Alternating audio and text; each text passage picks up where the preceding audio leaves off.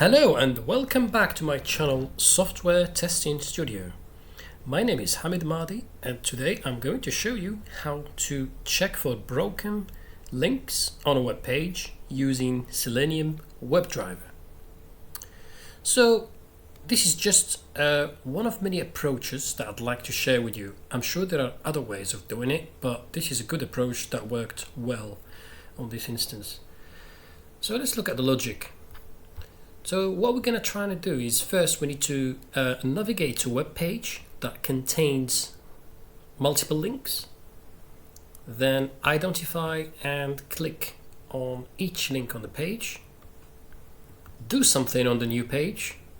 I'll call it child, so just to distinguish it from the parent or the main page. Navigate back to the main page and then continue with the loop through the rest of the links on the main page. So we're just going back to step 2. I have a good example here of a web page that consists of around 44 links, as you can see here. So the challenge is how to click on each of these links and do something. For instance, check that there is no broken link or there's no 404 status code returned. So this can be challenging because if we just click on the link, it will overwrite the existing window and we have to go back. So when we go back, we've lost focus and the test will fail. So what we need to do is we need to open the link in a new tab, check or do something, close the link and go back to the main window page and click on the next link and do something, close it, and then so on and so forth until we reach the end, until we go through all the links. So this is how we want to do it, and I'm going to show you how to achieve that programmatically using Selenium Web Driver. So the first thing we need to do is to use the web element spy or inspector and identify the main section where all the links are and then navigate or loop through all the links. So what we could do is so there are other links on here, but we are only interested in the links on this section. So using the inspector, if we highlight it, so this is the section we are interested in, and so it's ID content, and if we highlight UL, so it's highlighting all those that section with the links, so it's which is an ordered linked list. So the content, and then we need to be on the unordered list. So one way of doing it is to get the XPath of that element, that section, and then I'm going to go to Visual Studio and show you how we can do this. So if we copy paste that, so that's the XPath of that element, but if we want to get to the XPath of that, all we need to do is /UL. Okay, so I've got this code here, so I'm going to just comment out the section. I'm going to comment section by section and explain to you how and what each section is doing, or each line. So here first we create a new element driver and 5 elements by XPath, and the XPath is what I've just shown you, which is content is the main page and UL is the unordered list. So in our case so this is the content and then that's the UL. So we want to get to that page, to that section. Next thing we need to do is create another element and find the elements by tag name. So we're looking for anything that's got tag. So all these links, if we look on the source code, they have tags, ahref. So we're looking for everything that start with A. Okay, so that's the next thing we're doing. Notice that in here it's find elements and here find elements, because we have tags. There are multiple tags. Here is just a section, so we find an XPath of that main section. So the next thing we need to do is create a loop where we iterate through all these elements. So this is the loop. So we go an index here. So we go index 0. So this is index 0. So we're looping through all the elements, and we're looking at the count. So how many elements are there, and looping through it. We need to open that. And next thing we need to do is simulate opening the new tab. So this line here, it's a method that sends keystroke to the new window. So what we're doing in that line is doing this. Okay. And next bit, what we need to do is change the focus to be on the new window. So we're going to use what we call the window handler. So we switch to 1. So 1 is the child window. So I'll go back to the example to show you. So this is 1 and this is 0. Okay, so once we open that, we want to go here and check, do some checks. So I'm now focusing on the child. Okay, so in this case, I would like to get the page source, for instance. So another element. So I'm saying get me the page source. Also, we can print it. Yeah, so we can print the page source. Just this is not necessary, but we just want to make sure that we are actually we are on this page. Okay, so yeah, and then next thing we have to do is to close that tab, the page. So we need to close this. Okay, so this is achieved by this line. So here we opened it, we move the focus to it, and then here we close it. Okay, and then next thing we have to do is to change focus to the main or the parent window, so as indicated with the index 0. So we're going back. So after closing it, we're moving back there. Okay, and then we close the loop. Okay, just tidying up this. So let's give this a go and see what happens. One thing I need to do, just for the sake of this demonstration, and as I don't want it to take too long, so because I've got 44 links, instead of starting the index from the first link, I'm going to start it from, let's say, 37. So that's going to start. It's just I've got so many links and I don't want it to wait, and as it's going to be slow. So we will start from one of these pages here. Just click.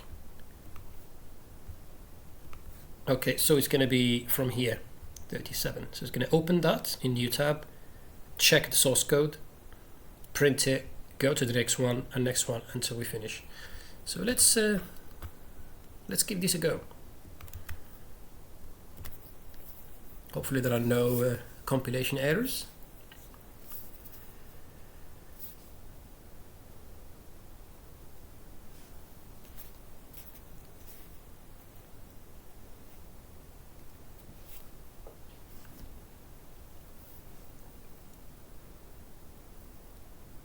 So it found the page, so it clicks on the first one, then it's going to close it, and next page, next link, get the source code, go back to the main, so open another one, status codes, another link, another one, and then finally the last one. Excellent, and it finished, and the test passed.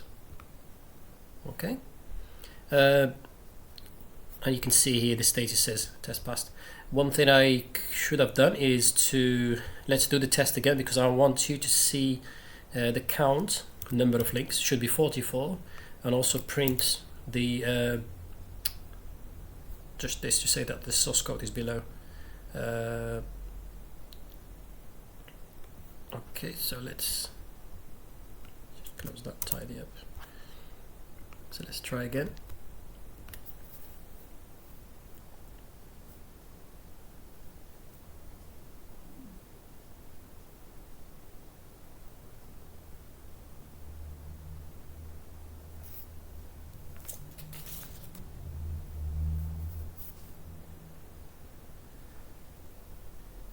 Again, so first link, page source, second link, third link, another link. So you notice that the tabs are open and then closed. Another link, and then the final link. Okay, and that's stopped. So we can go to the again, you can see here test passed. Let's look at the test results.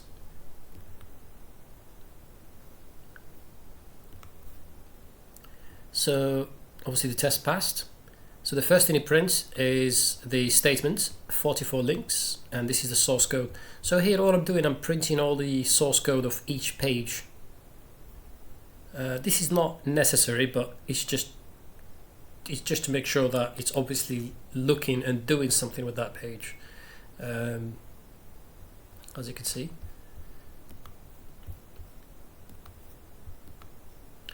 Okay, one thing we could do here, so instead of just printing the source code, we could check if there is something in the source code. For instance, suppose the page cannot be found, if there is a status code 404. So that's a useful thing to check. So so what we could do is add another condition here saying if page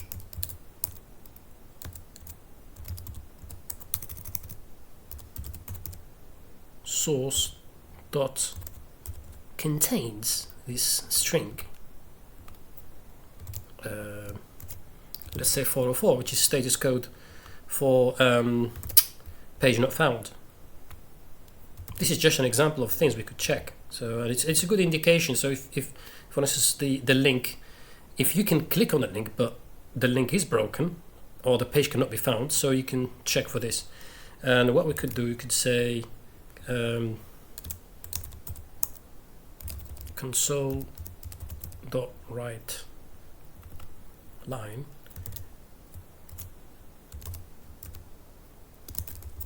page cannot be found.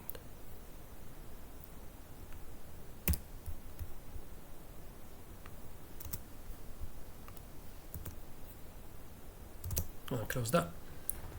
So let's see what happens. I'm just going to type here 404 code. So we have one of the pages we have is called status codes. So there is a status code here 404. So it should print that message when we run the test. So let's run this again and see what happens.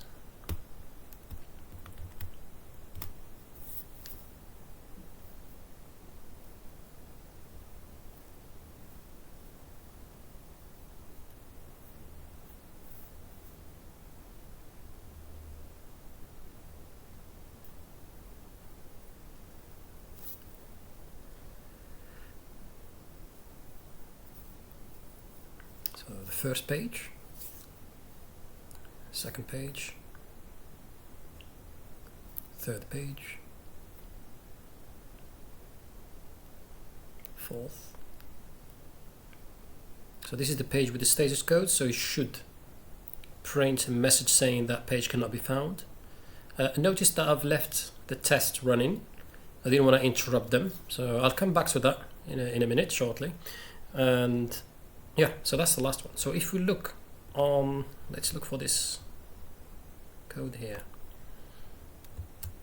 So the test still passed and still continued, but it will be flagged in log.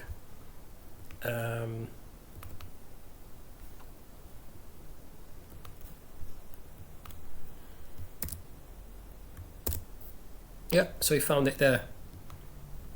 So here is the error.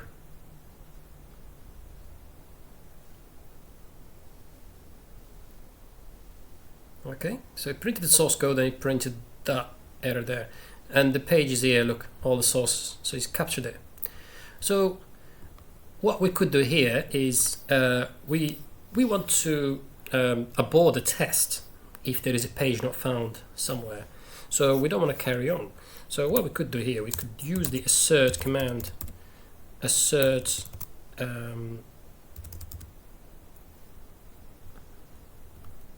dot fail command. So when it gets to this section, this condition, when it's checked that there is a 404 status code, it should just fail the test.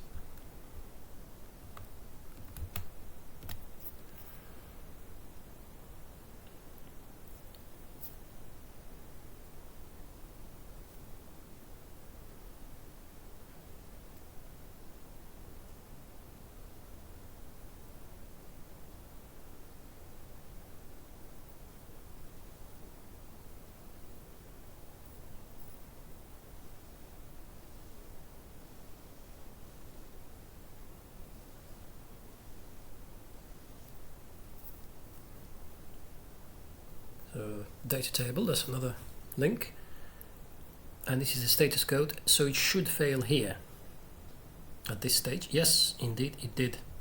So unexpected errors detected.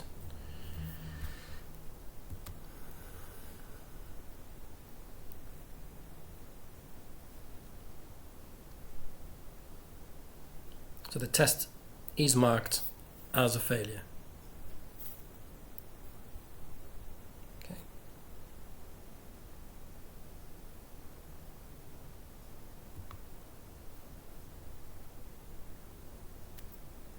I'm just waiting for it. So it's a fail, as you can see there's a cross there.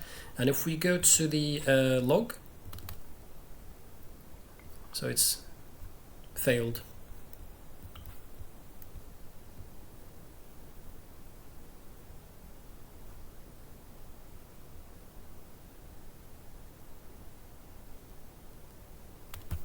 We can search for this command again. Page cannot be found. So this is so it's printed the error message, and also it's just failed at this point. Okay. So just to recapitulate, so what I've done so far is we've navigated to a web page that contains multiple links. We clicked on each link using the loop and open it in a new tab. Then we went back to the main window and looped until we reached the end of the index, where all the pages, where all the links are. And yeah, so this is just one good approach of checking for broken links. Probably there are other ways of doing it, but this is a good approach and it worked very well, as I've just shown you. So thank you for watching this session. I hope you enjoyed it, and if you have any questions or suggestions, please leave them in the comment section below, and please don't forget to subscribe, and so we can keep in touch, so you can get notified of all the next tutorials I will publish. Thank you again, and I'll see you in the next session. Bye.